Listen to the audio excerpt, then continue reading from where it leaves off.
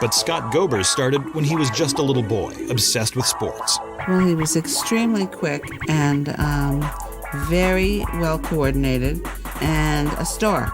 I would say a star of the team and everything that he did.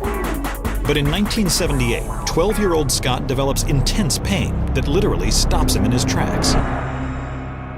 I would always race my friend, and I'd beat him hands down. And I remember one time we were racing outside, and we just halfway through it had to stop, immediately stop. There was such intense pain in my hands and feet that I couldn't even think, let alone run.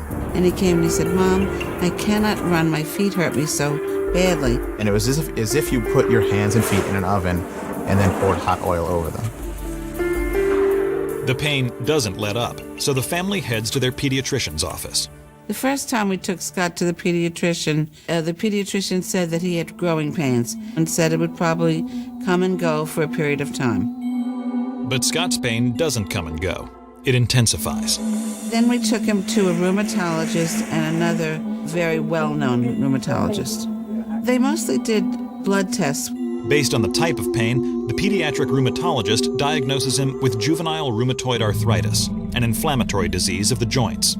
The treatment that was first prescribed to me was taking many, many aspirin a day, up to 12 aspirin a day throughout the course of the day. But aspirin treatment doesn't help.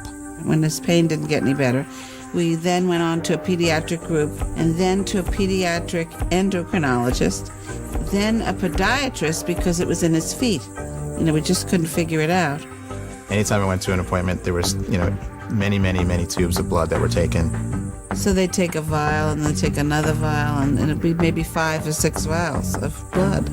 I felt like there were vampires coming and taking my blood, and I had to sit there and just take it. But after dozens of blood tests, no one has any answers. And when he enters high school, Scott develops a new problem: severe gastrointestinal pain, especially after he eats. Scott would get up in the morning and he never wanted to eat. He just said, "I don't want to eat." I remember very vividly my parents in the room saying, stop playing games, you really just needed to eat. I was running to the bathroom constantly, and when you're in high school, it's hard to, run out of class and run to the bathroom. We took Scott to a gastroenterologist, and he kept saying it was temporary, and it would go away. But none of it, the joint pain nor the stomach problems, subside, and the Gober's frustration mounts. It was very hard to look at Scott and to know he was in pain and to not be able to have a definite answer. Desperate, the Gobers turned to a different source.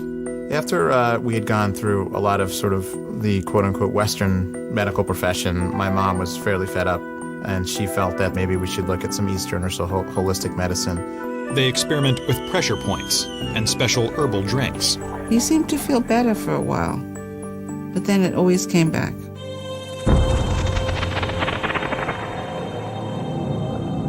After 5 years with no relief, Scott's physicians begin insinuating that he's exaggerating his problems, which adds another dimension to his pain. How the doctors say to me, more or less, that I was faking it was an affront. It just felt horrible. I felt that maybe I was just causing everyone else problems when I shouldn't. At age 17, Scott finally reaches his breaking point and refuses to see any more doctors. When I actually went to my parents and said, "I don't want to do this anymore," I wasn't going to wake up someday and things were going to change. I didn't believe that.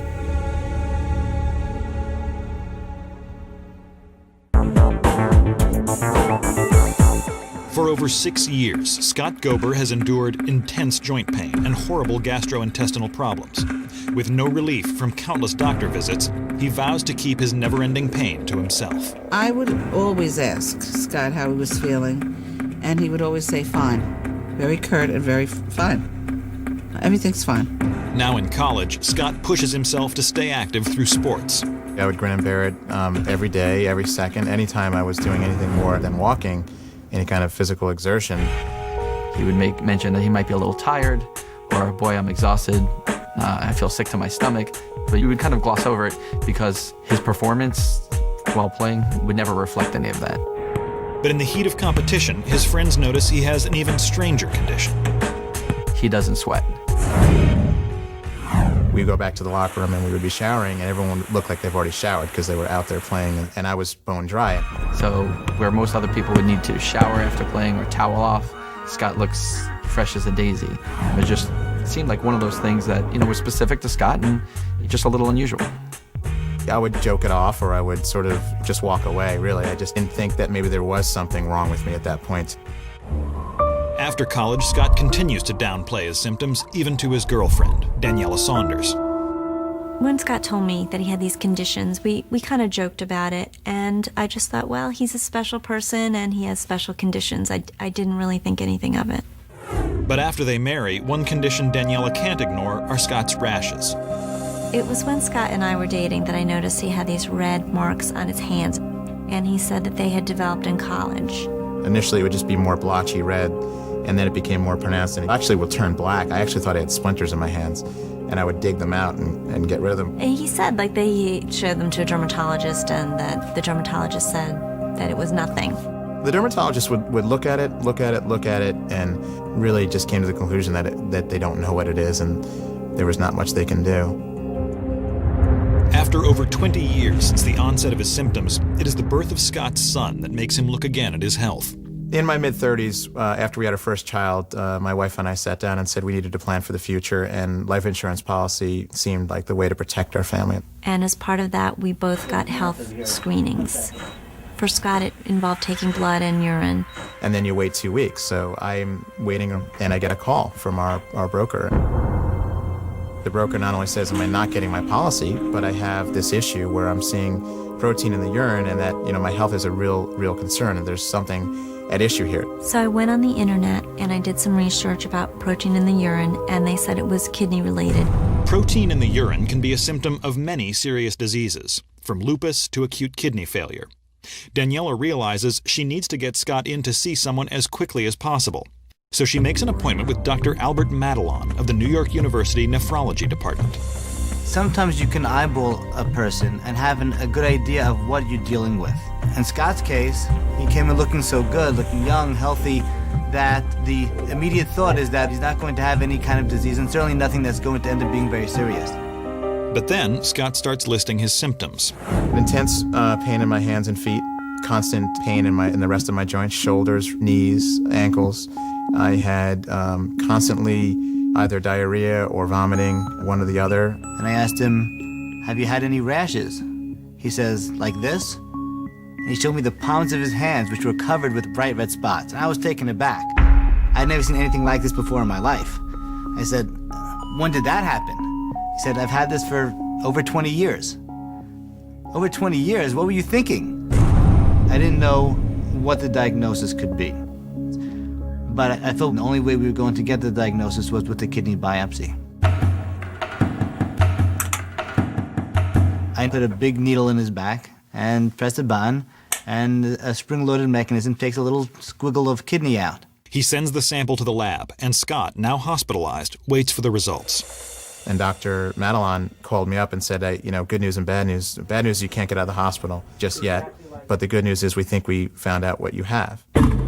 Based on the biopsy results, Dr. Madelon consults with Dr. Greg Pastores in the neurogenetics lab. Eager to question Scott and see these findings, Dr. Pastores rushes to his hospital room. So we're in the hospital room with Scott, and Dr. Pastores comes in, and he starts asking Scott very specific questions. So I asked him whether he experienced pain in his hands and feet, whether he had any peculiar rashes, whether he experienced fatigue, whether he did sweat or not at all. And he reeled them off 1, 2, 3, 4, 5, 6, and I checked every one of them mentally in my head, and I was sort of dizzy because it was the most amazing thing, because all these things were compartmentalized in my mind of symptoms for things that I had, but nothing that I thought were related. Dr. Pastores has a hunch he knows what's been ailing Scott for so long, but he needs another test to confirm. The blood test confirmed our suspicion that Scott had a deficiency of alpha-galactosidase A. Alpha-galactosidase A is an enzyme that regulates a specific fatty material called GL3 found in some cells.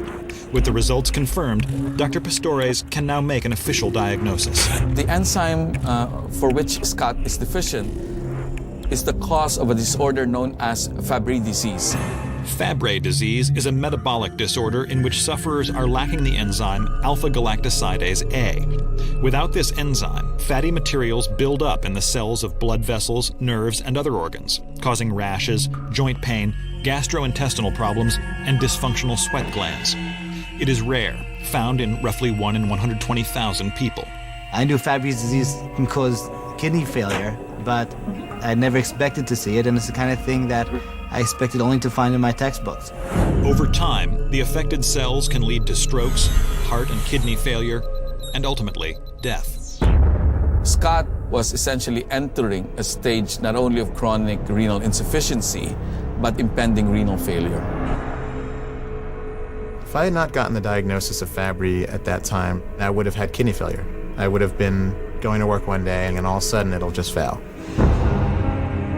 There is no cure for Fabry disease, but lucky for Scott, in April of 2003, the FDA approved a new treatment that helps those afflicted with the disease live rich, full lives. But the treatment for Fabry it's called an enzyme replacement therapy, ERT, and it's essentially they create an enzyme, synthetic, and they inject it in you every 2 weeks for the rest of your life, and I get it at home. Today, Scott is doing great. His joint pain, stomach issues, and other symptoms have lessened or disappeared completely, and the prospect of imminent kidney failure has virtually disappeared. Enzyme replacement therapy is a true miracle because not only does it halt a disease in its tracks, but actually restores function. Which to me says, I'm going to be alive for a while, and so to me it's wonderful. Individuals with Fabry disease, unfortunately, often have either a miss or a delayed diagnosis for an extended period of time because in isolation, most of their problems can be found in the general population. But Scott now knows that ignoring his symptoms for over 20 years almost killed him. The biggest message is, get in there and take things seriously and, don't build up walls and hide behind things. Well, medicine is phenomenal. I'm living proof that because of this advancement in medicine, I'll most likely be able to live a normal life.